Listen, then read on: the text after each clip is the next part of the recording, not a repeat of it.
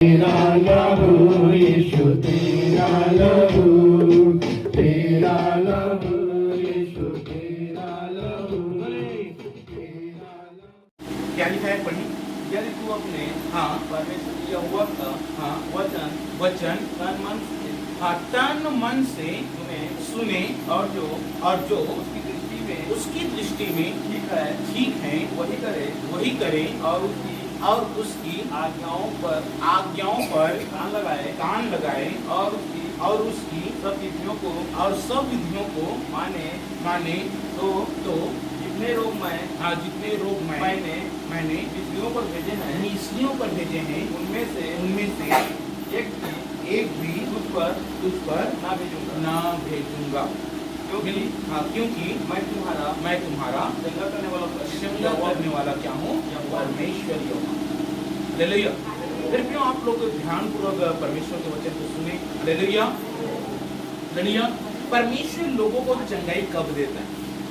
छुटकारा कब देता है? आशीष कब देता है? बहुत सारे लोग दुष्ट आत्मा से ग्रसित हैं, प्रेत आत्माओं से ग्रसित हैं। हालेलुया। परंतु कब हम छुटकारा प्राप्त करेंगे, चंगाई को प्राप्त करेंगे? तो यहाँ पे वचन कहता है तो परमेश्वर के वचन को क्या कर, तन से भी मन से भी क्या कर, सुन, उसकी विधियों को मान, उसकी आज्ञाओं को मान। हालेलुया। तो जितने रोग मैंने अन्य जातियों पर भेजे हैं उनमें से एक भी रोग तुझ पर ना भेजूंगा। क्योंकि क्या लिखा हुआ है? क्योंकि मैं तुम्हारा चंगा करने वाला परमेश्वर हूं। हालेलुया। फिर क्यों परमेश्वर एक मनुष्य को क्या करता है? चंगा करता है। क्योंकि अगर हम उत्पत्ति उसका 1 अध्याय उसका 26 पद को हम पढ़ते हैं तो वहां पे क्या लिखा है? पढ़े उत्पत्ति उसका 1 अध्याय उसका 26वां पद। फिर परमेश्वर ने कहा, फिर परमेश्वर ने कहा हम मनुष्य को अपने स्वरूप के अनुसार अपनी समानता में बनाए और वे समुद्र की मछलियों और आकाश के क्या लिखा है? यहाँ पे लिखा हुआ है त्रिएक परमेश्वर क्या बोलता है? हम मनुष्यों को अपने स्वरूप और समानता में क्या करें? बनाए। हालेलुया। यानी परमेश्वर ने हमें अपने स्वरूप के अनुसार अपनी समानता में क्या किया है? बनाया। अब उसके अगर हम उत्पत्ति उसका 2 अध्याय उसका 7वें पद को पढ़ते हैं तो वहां पे क्या लिखा हुआ है? पढ़िए। तब यहोवा परमेश्वर ने आदम को भूमि की मिट्टी से रचा और उसके नथनों में जीवन का श्वास क्या कर दिया? फूंक दिया। हालेलुया। और क्या लिखा हुआ है आगे? फूंक दिया और आदम जीवित प्राणी बन गया। मैं क्यों आप लोगों को जानना बहुत जरूरी है? हालेलुया। कि मनुष्य को परमेश्वर ने अपने स्वरूप के अनुसार अपनी समानता में क्या किया है? बनाया है। और जो परमेश्वर हमें बनाया है वो परमेश्वर हमें चंगा भी करेगा। समझ आ रहे हैं? हालेलुया।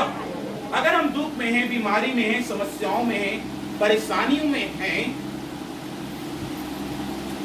तो परमेश्वर के पास में अगर हम जाते हैं तो परमेश्वर हमें चंगाई प्रदान करता है।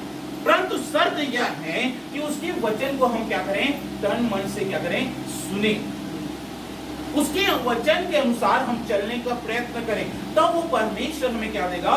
चंगाई देगा, छुटकारा देगा, आशीष देगा। यहाँ पे हम लोग आप लोगों के पास में चिन्ह चमत्कार यहाँ पे हो सकता है, परंतु उससे पहले आप लोगों को मैं बताना चाहता हूँ कि आप लोग हमेशा के लिए अगर चंगाई प्राप्त करना चाहते हैं तो क्या करना पड़ेगा? वचन के अनुसार आपको चलना पड़ेगा। जैसे याकूब उसका 1 अध्याय उसका 22वां पद में क्या लिखा हुआ है? पढ़े वहां पे। याकूब उसका 1 अध्याय उसका 22वां पद।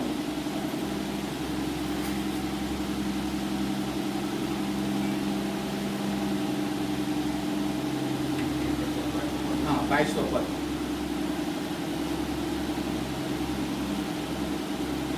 परंतु वचन पर चलने वालों परंतु वचन पर चलने वाले बनो। केवल और केवल सुनने वाले ही सुनने नहीं, ही वाले नहीं, जो अपने आप को क्या देते हैं, ध्यान से सुने। जो लोग केवल सुनते हैं, वचन के ऊपर नहीं चलते, वो लोग अपने आप को क्या देते हैं, धोखा देते हैं। मेरे प्रियो, अगर आप हमेशा के लिए चंगाई प्राप्त करना चाहते हैं, छुटकारा प्राप्त करना चाहते हैं, हर एक परेशानियों से अगर आप आजाद होना चाहते हैं, तो वचन को अपने हृदय में अधिकाई के साथ में रखना पड़ेगा, उसको बसाना पड़ेगा, उस वचन के अनुसार आपको चलना पड़ेगा।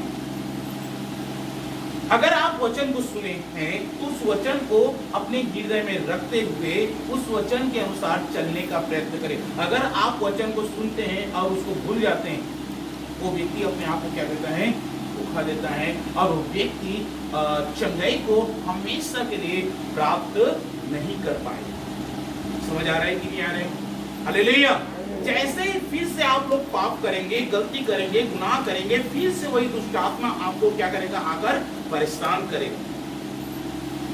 वही दुष्ट आत्मा आपको रात में आकर परेशान करेगा, वही बीमारी फिर से दोबारा आएगा, कोई समस्या फिर से दोबारा आएगा। परंतु हमेशा की चंगाई के लिए आपको वचन के अनुसार चलना पड़ेगा, वचन को थाम के चलना पड़ेगा।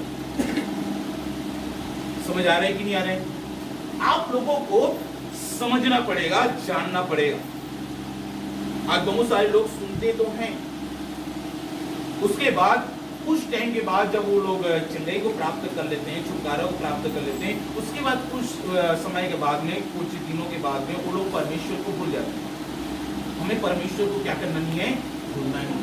कहाँ पे लिखा हुआ है, हे मेरे मन, हे मेरे मन, यहोवा को धन्य, यहोवा को क्या कहा, धन्य का, और उसके किसी भी उपकार को ना भूल। हाँ, ध्यान सुने। जो उपकार परमेश्वर ने आपके लिए किया है, आपको चंगाई दिया, छुटकारा दिया, आशीष दिया, उसको क्या नहीं करना है, भूलना नहीं। इधर देखिए, हालेलुया। उसको क्या नहीं करना है, भूलना नहीं है। हे मेरे मन, यहोवा को क्या कहा, धन्य का, और उसके किसी भी उपकार को ना भूलना।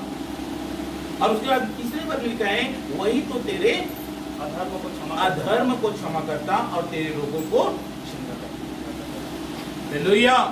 यानी आपके हर एक रोग को, हर एक परेशानी को यीशु के नाम से दूर हो सकता है, परंतु शर्त यही है कि आपको वचन के अनुसार चलना पड़ेगा।